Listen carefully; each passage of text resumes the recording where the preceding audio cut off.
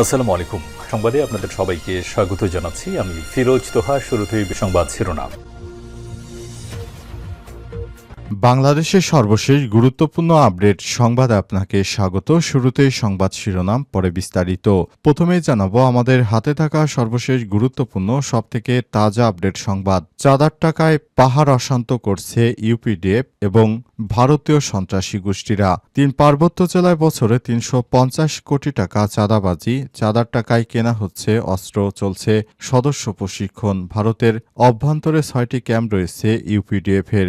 ভারতে বসে এই সংগঠনের নেতৃত্ব দিচ্ছে প্রসিদ্ধ বিকাশ খিসা। এ বিষয়ে গুরুত্বপূর্ণ সংবাদ জানাবো, সঙ্গেই থাকুন। এরপর জানাবো বান্দরবন সীমান্তে সতর্ক অবস্থানে রয়েছে আইনশৃঙ্খলা বাহিনী। বান্দরবনের ঘুমধুম সীমান্তে চোরাচালান ও নিরাপত্তা নিশ্চিতে সতর্ক অবস্থানে রয়েছে আইনশৃঙ্খলা রক্ষাকারী বাহিনীর সদস্যরা। আজ এই তথ্য জানিয়েছে জেলা প্রশাসক শামীমারা রিনি। এদিকে নির্বাচনে বিএনপির চেয়ে জামাত ইসলাম এগিয়ে আছে বললেন বিএনপির নেতা শামসুজ্জামান দুদু। এবারের জাতীয় নির্বাচনে বিএনপির চেয়ে জামাত ইসলাম এগিয়ে আছে বলে মন্তব্য করেছেন বিএনপির ভাইস চেয়ারম্যান শামসুজ্জামান দুদু। আজ হিন্দু ধর্মাবলম্বীদের সঙ্গে দেখা করে এই মন্তব্য করেছেন বিএনপির এই নেতা। জানাবো এনসিপিকে বেগুন কলা লাউসহ ৫০ প্রতীকের অপশন দিল নির্বাচন কমিশন ইসি। নতুন দল হিসেবে নিবন্ধনের প্রাথমিক পর্যায়ের আলোচনায় জাতীয় নাগরিক পার্টি এনসিপি ৭ অক্টোবরের মধ্যে একটি প্রতীক বেছে নিতে বলা হবে তাদের। এ বিষয়ে এরই মধ্যে এনসিপিকে চিঠি দিয়ে জানিয়েছে নির্বাচন কমিশন। পাশাপাশি নির্বাচন পরিচালনার বিধিমালা না থাকায় এনসিপির পছন্দের তালিকায় রাখা প্রথম প্রতীক শাপলা বরাদ্দ দেওয়া সম্ভব হচ্ছে না বলে জানানো হয়েছে। তবে এনসিপি জানিয়েছে তাদেরকে সাপ্লাই দিতে হবে। এবং সর্বশেষ জানাবো বিক্ষোভে উত্তাল কাশ্মীর, পাকিস্তানি বাহিনীর সঙ্গে সংঘর্ষ। পাকিস্তান নিয়ন্ত্রিত কাশ্মীরে ৪ দিন ধরে সহিংস বিক্ষোভ চলছে। এতে কমপক্ষে ৮ জন নিহত হয়েছে। আজ পাকিস্তানি কর্মকর্তারা রয়টার্সকে তথ্য নিশ্চিত করে। আজ আঞ্চলিক রাজনীতি মুজাফফরাবাদে নিকটবর্তী শহরগুলোতে হাজার হাজার মানুষ জড়ো হন। ওই বিক্ষোভে বাধা দেওয়াকে কেন্দ্র করে আইনশৃঙ্খলা রক্ষাকারী বাহিনীর সঙ্গে সংঘর্ষ শুরু হয়। কিন্তু কর্তৃপক্ষ তখন থেকে এই অঞ্চলে ফোন সংযোগ এবং ইন্টারনেট সংযোগ বিচ্ছিন্ন করে দিয়ে বহির্বিশ্বে খবর চাপা দেয়। রয়টার্স বলছে আন্তর্জাতিক সম্প্রদায় বিক্ষোভের পূর্ণমাত্রা সম্পর্কে এখন পর্যন্ত সীমিত তথ্য পেয়েছে। সেখানে ঠিক কি হচ্ছে তা বিস্তারিত বলা যাচ্ছে না। প্রিয় দর্শক, এতক্ষণ শুনছিলেন সংবাদ শিরোনাম, এবারে বিস্তারিত। তবে তার আগে বন্ধুরা অনুরোধ থাকবে এই সংবাদটিতে একটি লাইক দিন। এই চ্যানেলে আপনি নতুন হয়ে থাকলে আমাদের সংবাদটি দেখতে দেখতে চ্যানেলটি সাবস্ক্রাইব করে রাখুন। কমেন্ট করে বন্ধুরা আপনার মূল্যবান মতামত জানিয়ে দিন আপনি বিশ্বের কোন দেশ থেকে বা বাংলাদেশের কোন স্থান থেকে আমাদের সংবাদটি দেখছেন এবং শুনছেন। এবারে বিস্তারিত। চাঁদার টাকায় পাহাড় অশান্ত করছে ইউপিডিএফ। ৩ পার্বত্য জেলায় বছরে ৩৫০ কোটি টাকা চাঁদাবাজি। চাঁদার টাকায় কেনা হচ্ছে অস্ত্র, চলছে সদস্য প্রশিক্ষণ। ভারতের অভ্যন্তরে ৬টি ক্যাম্প রয়েছে ইউপিডিএফ এর। ভারতে বসে সংগঠনের নেতৃত্ব দিচ্ছেন প্রসিদ্ধ বিকাশ খিসা। সবুজ চাদরে ঢাকা শান্ত পার্বত্য চট্টগ্রাম মাঝে মধ্যেই অশান্ত হয়ে ওঠে। বিভেদ আর অবিশ্বাসের ঘেরাটোপে পড়ে প্রায় সংঘর্ষ হানাহানিতে জড়িয়ে পড়েছে বাঙালি আর পাহাড়িরা। বিশেষ করে ছাত্র জনতার গণ অভ্যুত্থানে শেখ হাসিনার পতনের পর বিভিন্ন ইস্যুতে বারবার অশান্ত করা হচ্ছে বাংলাদেশের পার্বত্য চট্টগ্রাম। ঝরেছে রক্ত। সর্বশেষ গত ২৮ সেপ্টেম্বর এক মারমাক কিশোরীকে কথিত ধর্ষণের অভিযোগে পার্বত্য জেলা খাগড়াছড়ির গুইমারা এলাকায় ডাকা অবরোধ সংঘর্ষে গোলাগুলিতে ৩ জন নিহত হয়। আহত হয়েছে পুলিশ, সেনা সদস্য সহ অনেকেই। এই ঘটনায় পাহাড়ে সশস্ত্র সংগঠন ইউনাইটেড পিপল ডেমোক্রেট ফ্রন্টকে দায়ী করেছে প্রশাসন বলছে পার্শ্ববর্তী একটি দেশে পরোক্ষ সহযোগিতায় ৩ পার্বত্য জেলাকে অস্থিতিশীল করতে ষড়যন্ত্র করছে ইউপিডিএফ। তাদের মূল শক্তি হচ্ছে চাঁদাবাজি বন্ধ করা গেলে শক্তি খর্ব হবে তাদের। নিরাপত্তা বিশ্লেষকরা মনে করেন ১৯৯৭ সালে পার্বত্য শান্তি চুক্তি বাতিল করে করে সেনাবাহিনীকে আগের জায়গায় ফিরিয়ে নিলে পার্বত্য অঞ্চলে দীর্ঘমেয়াদী শান্তি ফিরে আসবে। গোয়েন্দা তথ্য অনুযায়ী 3 পার্বত্য জেলায় চাঁদাবাজির মাধ্যমে 350 কোটি টাকার বেশি সংগ্রহ করা হচ্ছে। এসব টাকা দিয়ে মূলত এসব পাহাড়ি সন্ত্রাসী সংগঠনগুলো তারা এই ধরনের অপরাধ কর্মকাণ্ড করছে। তারা যেভাবে প্রতিনিয়ত কর্মকাণ্ড করছে, এসব কর্মকাণ্ডের কারণে বাংলাদেশ অস্থিতিশীল পরিস্থিতির মধ্যে পড়ে যাচ্ছে। বান্দরবন সীমান্তে সতর্ক অবস্থানে আইনশৃঙ্খলা রক্ষাকারী বাহিনী। বান্দরবনের ঘুমধুম সীমান্তে চোরাচালান নিরাপত্তা নিশ্চিতে সর্বোচ্চ সতর্ক অবস্থানে রয়েছে বাংলাদেশ।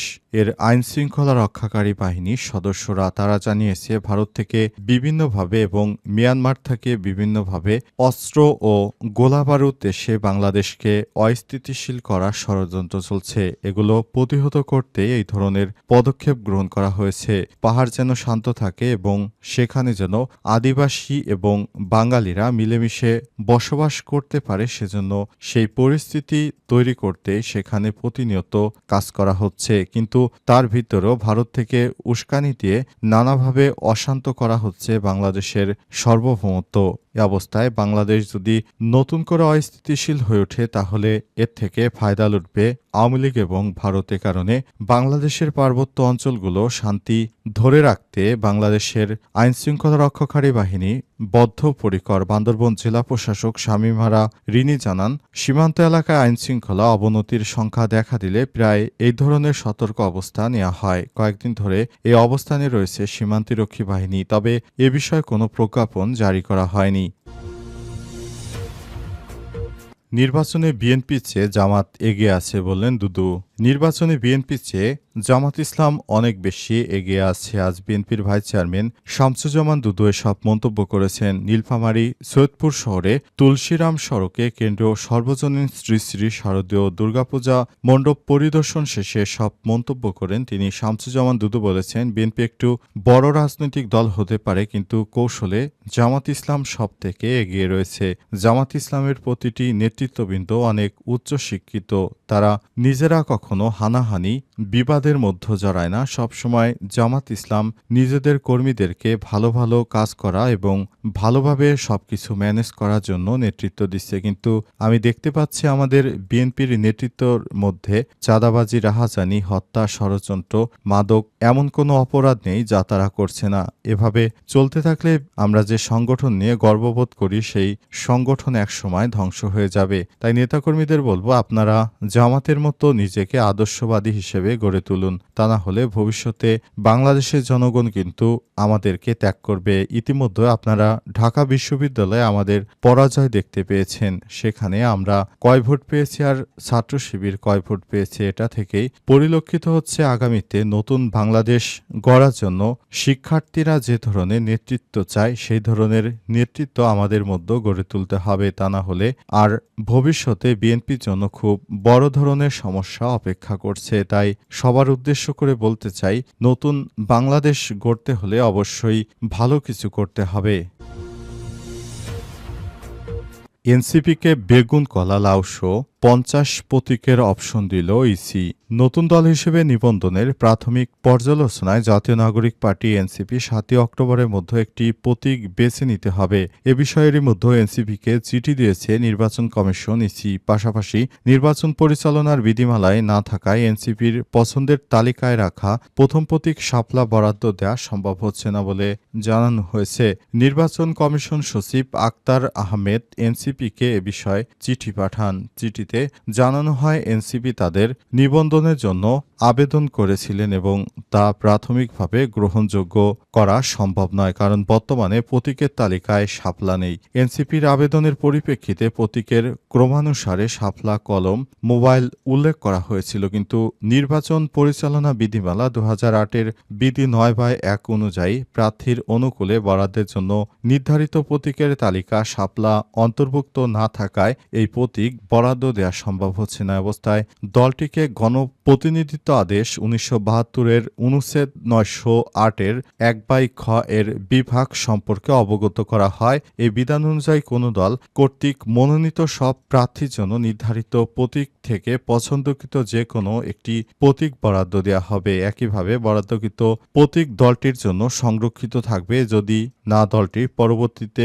অন্য কোনো প্রতীক লাভে ইচ্ছা প্রকাশ করেই জটিলতা নিরসনে উটপাখি আলমারি, বেগুন, খাট, ঘুড়ি, কাপ পিরিচ, চশমা, দোলান, দালান, চার্জার লাইট, কম্পিউটার, জগ, জাহাজ, টিউবওয়েল, টিফিন ক্যারিয়ার, টেবিল ঘড়ি, টেলিফোন, ফ্রিজ, তবলা, বক, মোরগ, কলম, তরমুজ, বাঁশি, লাউ, কলস, চিংড়ি, থালা, বেঞ্চ, লিচু, দোলনা, প্রজাপতি, বেলুন, ফুটবল, ফুলের টব, মোড়া, বালতি, কলা, বৈদ্যুতিক পাখা, মগ, মাইক, ময়ূর, মোবাইল ফোন, শঙ্খ, সেলাই মেশিন, সোফা, সুটকেস, হরিণ, হাঁস ও হেলিকপ্টার প্রতীক দেওয়ার আহ্বান জানিয়েছে নির্বাচন কমিশন।